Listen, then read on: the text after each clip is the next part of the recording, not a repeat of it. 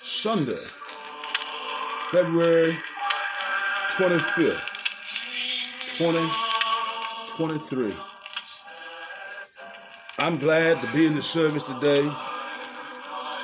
The Lord has brought me from a mighty long ways, and I'm glad to answer the roll call, say present.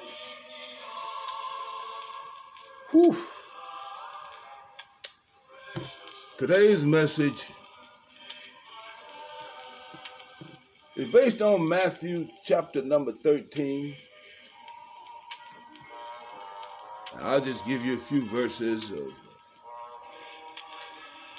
that 13th chapter of Matthew, beginning at verse number 24, where Jesus speaks. It says there, Matthew 13 and 24, another parable put he forth unto them, saying, the kingdom of heaven is likened unto a man which sowed good seeds in his field. But while men slept, his enemy came, sowed tares among the wheat, and then he went his way. But when the blade was sprung up and brought forth fruit, then appeared the tares also. So the servants of the householder came and said unto him, Sir, didst not thou sow good seeds in thy field? From whence then hath it tares? He said unto them, an enemy hath done this. The servant said unto him, wilt thou then that we go and gather them up? But he said, nay, lest while ye gather up the tares, ye root up also the wheat with them. In the last verse, verse 30 of that 13th chapter of Matthew, says there in verse 30, let both grow together until the harvest. And in the time of harvest, I will say to the reapers, gather ye therefore first the tares, and bind them in bundles to burn them. But gather the wheat into my barn. Subject for today's message, wheat and tares growing together. Wheat and tares growing together. The question of the day that I set before us is this: which am I, wheat or tare? Which are you?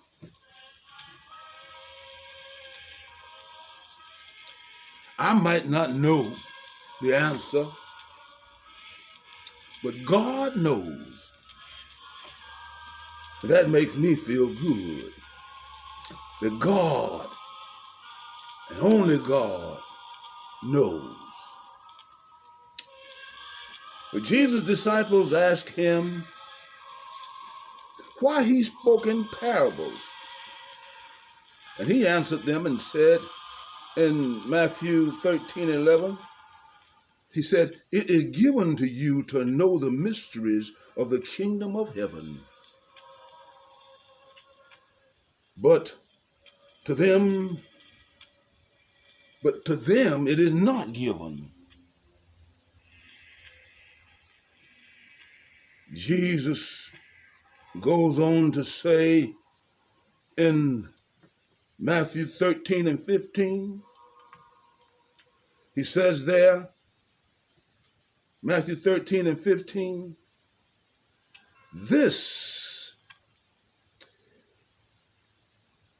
he says, this people's heart is waxed gross, and their ears are dull of hearing, and their eyes are closed.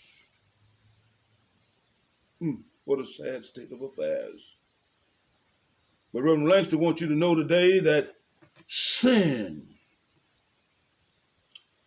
is the cause. Sin makes men's ears dull of hearing.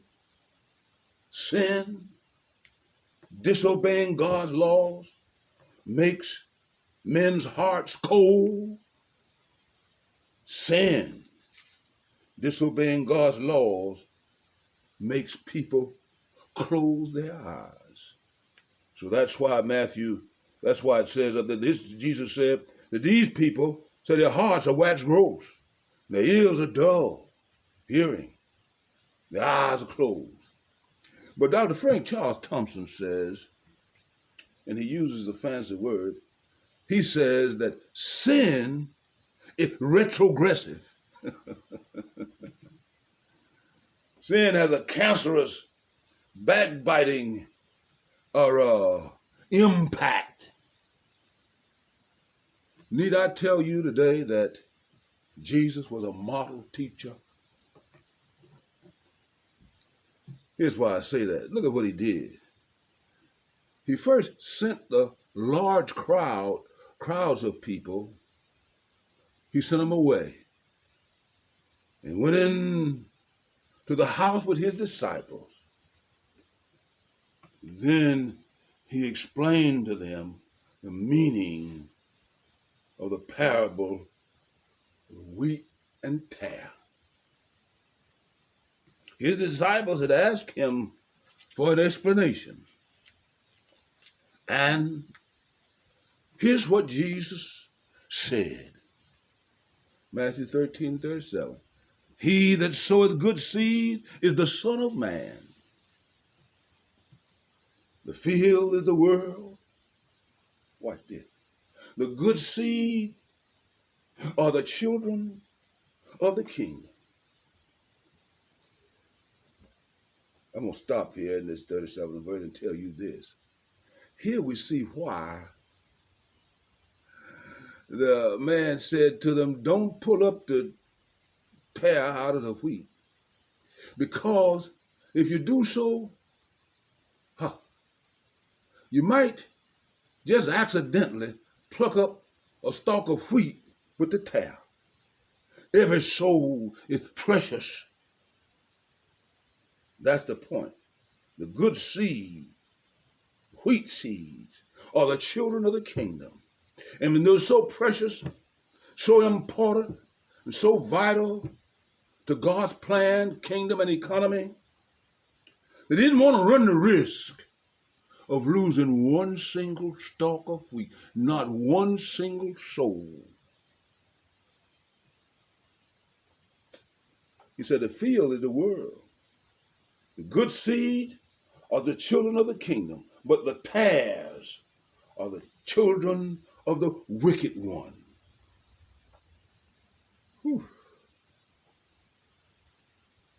The enemy that sowed those seeds, those tare seeds, the enemy that sowed them is the devil. The harvest is the end of the world, and the reapers are the angels. Jesus unraveled that parable and made it plain. But he goes on to say Matthew 13 and 40, as therefore the tares are gathered and burned. You got to read between the lines in this.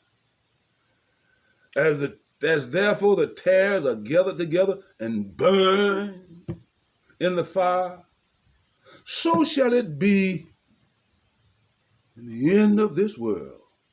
My friend, this world is coming to an end.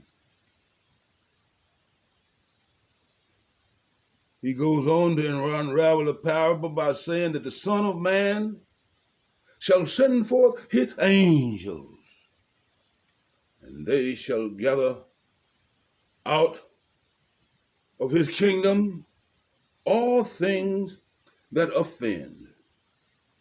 They're going to be bundled up, burnt up. When I'm done on this journey in life, please do not cremate, do not burn my body. He said that the Son of Man shall send forth his angels, and they shall gather out of his kingdom all things that offend, and them which do iniquity, and shall cast them into a furnace of fire.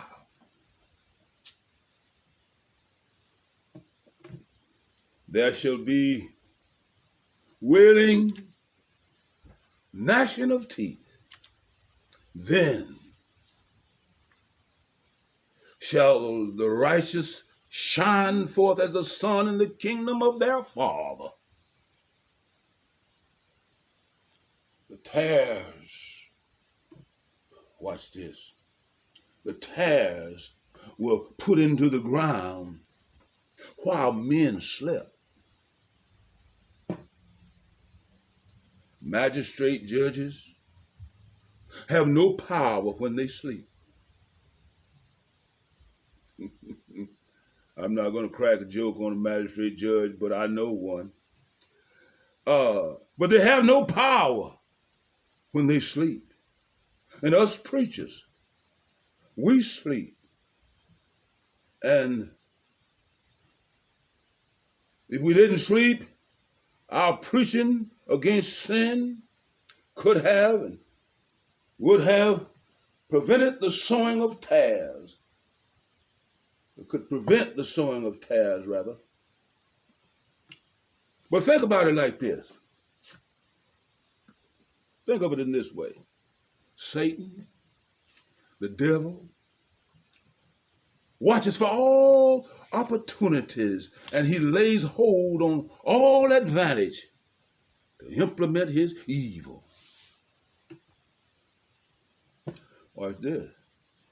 The prejudice the devil does have and demonstrate to us occurs when our reason power and our conscience is asleep. Therefore, my friend, be sober, be watchful. Nighttime will come. Yes.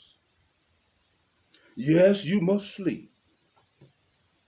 The tares were put into the ground at night.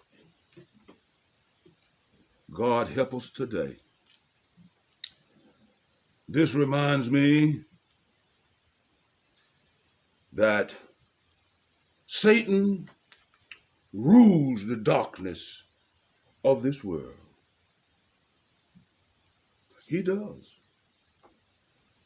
This all happened, the sowing of these tares, it all happened while men slept. And really, when you get right down to it, there is no remedy for the problem because men must have some sleeping time.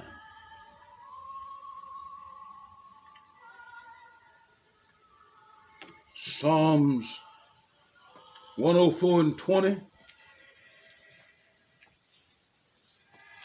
reminds me of the nature of things, where it says,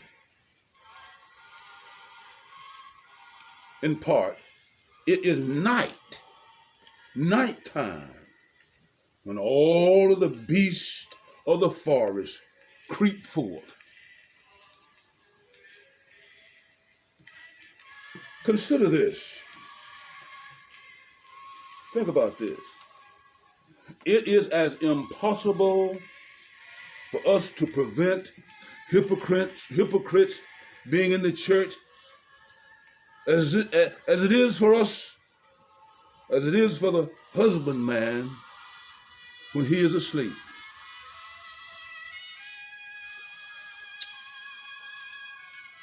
When he sleeps, he can't hinder the enemy from spoiling his field. The enemy, when he had sown his tares, went his way, that it might not be known who did it. So I must tell you, when the devil is doing the greatest mischief, he studies most to conceal himself or herself, because his evil is in danger of being spoiled if he is seen doing it. And when he comes to sow tares, he transforms himself into an angel of light. 2 Corinthians 11 and 13 puts it this way.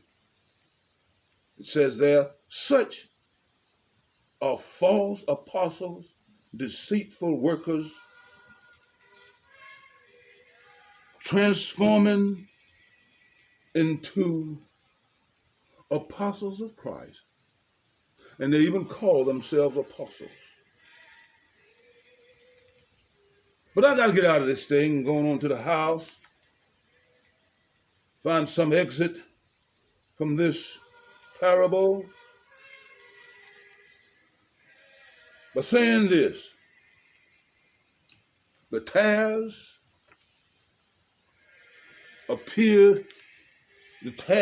did not appear until the blade sprung up. The tare did not appear until the blade sprung up and brought forth fruit. Wheat and the tares growing together. As I look at these news stories in this election year, I see the wheat and the tare growing together. Ha. The tares, my friend, did not appear until the blade sprung up and brought forth fruit. Think about this. For a long while, a long time, good seed and tares were under clods of dirt. At first, springing up. When they first spring up, it's hard to distinguish them. Hard to figure out the wheat from the tare when they first come out the ground. Think of that. But in due time,